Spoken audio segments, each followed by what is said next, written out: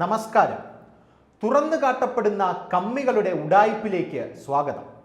ഞാൻ തൃപ്പൂണിത്തുറയിൽ നിന്നും തോറ്റ് ഇപ്പോൾ യൂട്യൂബ് ബ്ലോഗിംഗ് ചെയ്ത് ജീവിക്കുന്ന യൂട്യൂബർ സൂരജ്. കഴിഞ്ഞ ദിവസമാണ് അകാരണമെന്നും വളരെ ദൗർഭാഗ്യകരമെന്നും പറയാൻ കഴിയുന്ന ഒരു സംഭവം ഇടതുപക്ഷ മതനിരപേക്ഷ കേരളത്തിൽ ഉണ്ടായത്. CPM കൊയിലാണ്ടി സെൻട്രൽ ലോക്കൽ സെക്രട്ടറിയായ PV സത്യനാഥനെ രാത്രി 12 മണിയോടെ പെരുവട്ടൂർ മുട്ടാമ്പി ചെറിയപുരം പരദേവത പേരില്ലാത്ത ക്ഷേത്രത്തിൽ വച്ച് വെട്ടിക്കൊലപ്പെടുത്തുകയാണ്. ഗാനമേള എന്ന നൈസർഗികമായ ഒരു കല ആസ്വദിച്ചുകൊണ്ട് നിന്ന സഖാവിനെയാണ് ക്രൂരമായി വെട്ടിക്കൊലപ്പെടുത്തുന്നത്.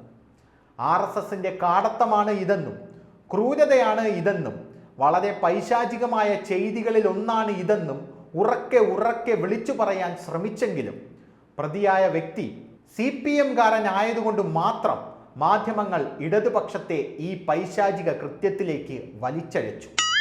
കേരളത്തിലെ മാധ്യമങ്ങളെ മുഴുവൻ അദാനിയും അംബാനിയും വിലക്കെടുത്തു എന്നതിൻ്റെ ധാരാളം ഉദാഹരണങ്ങളിൽ ഒരു ഉദാഹരണം മാത്രമാവുകയാണ് ഈ വിഷയം. ഇടതുപക്ഷത്തിൻ്റെ ഒരു പ്രവർത്തകൻ കൊല്ലപ്പെടുമ്പോൾ മാത്രം, ഇടതുപക്ഷത്തിൻ്റെ ഒരു പ്രവർത്തകൻ പിച്ചി ചീന്തപ്പെടുമ്പോൾ മാത്രം മാധ്യമങ്ങൾ വലത് സ്വരം പുറത്തെടുക്കുന്നത് എന്തുകൊണ്ടാണ് എന്ന് നമ്മൾ എല്ലാവരും സ്വതന്ത്രമായി ചിന്തിക്കേണ്ട സമയം കൂടെയാണിത്.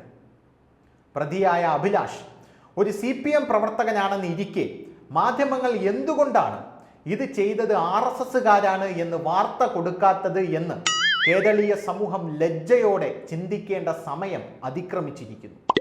വ്യക്തിവിരോധമാണ് കൊലപാതകത്തിനു പിന്നിൽ എന്ന വസ്തുത നിലനിൽക്കെ തന്നെ RSSന്റെ മുമ്പിൽ മുട്ടിലഴയുന്ന മാധ്യമങ്ങൾ ഈ നാടിന് തന്നെ ഗുരുതരമായ ഹാനി ഉണ്ടാക്കുന്നു എന്നുള്ള കാര്യത്തിൽ യാതൊരുവിധ സംശയവും ഇല്ല.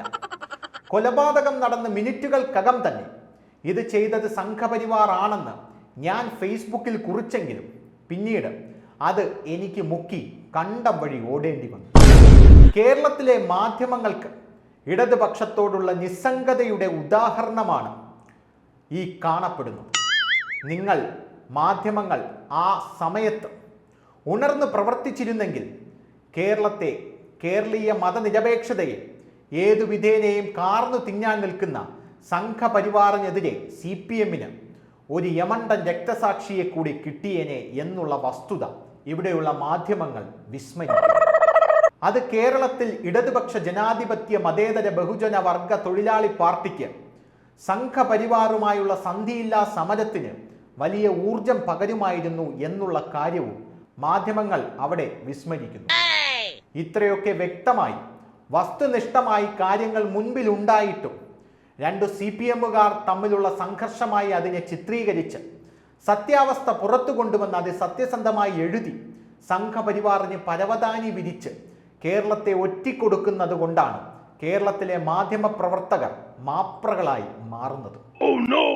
4ലധികം വെട്ടേറ്റ് രക്തത്തിൽ കുളിച്ചു കിടന്ന സത്യനാഥൻ ഒരു ഇടതുപക്ഷ സഹയാത്രികനായതുകൊണ്ടും ഇത് ചെയ്തത് വേറൊരു CPM പ്രവർത്തകനുമായതുകൊണ്ട് മാത്രമാണ് നിങ്ങൾ ഇത് ചെയ്തത് RSSകാരനാണ് എന്ന് പറയാത്തത്.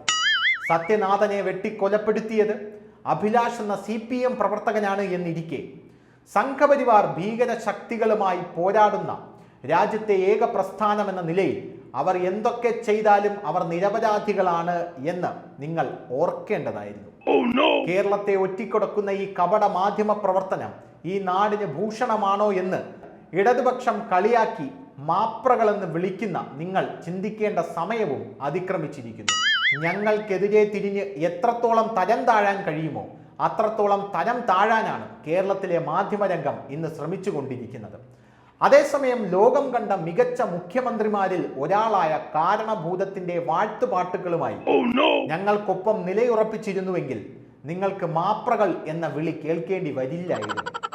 കേരളത്തിലെ പല ഓൺലൈൻ മാധ്യമ സ്ഥാപനങ്ങളിലും കേരള പോലീസിന്റെ റെയ്ഡ് പോലെയുള്ള കാര്യങ്ങൾ വരില്ലായിരുന്നു. മനോരമ മഞ്ഞരമയും 24 വാർത്താ ചാനലിലെ മാധ്യമ പ്രവർത്തകയ്ക്കെതിരെ ഒരു കേസും നേരിടേണ്ട സാഹചര്യം ഉണ്ടാകുകയില്ലായിരുന്നു. വിനു വി ജോൺ എന്ന മാധ്യമ പ്രവർത്തകന് ജോൺ ബ്രൂട്ടസിന് MP സ്ഥാനം കൊടുത്തതുപോലെ പാർട്ടി പോളിറ്റ് ബ്യൂറോയിൽ ഞങ്ങൾ സ്ഥാനവും കൊടുത്തേനെ.